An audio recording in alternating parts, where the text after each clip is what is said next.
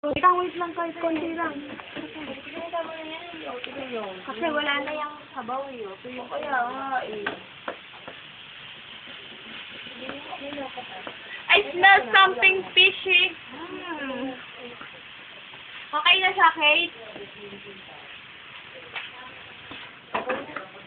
Ito na po. Ay, konti pa pong pampasarap. Wala tayong ketchup, Meka. Diba kakain mo?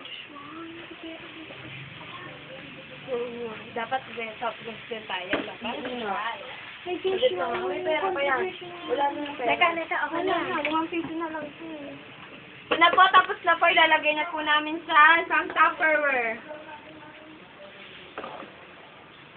Kate, pakibaba ka ng konti. Hindi mo ko. Ako mag-ahawak. Buti naman. Leka, tingin ka nga. Oo! Ang sunod po natin gagawin, ilalagay po natin siya sa loob ng bangus. Ipapalaman na po natin siya.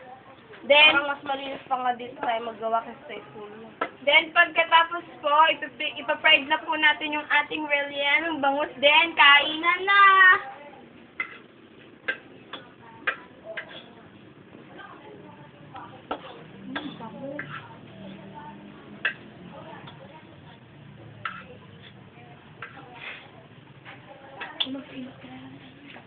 Okay na?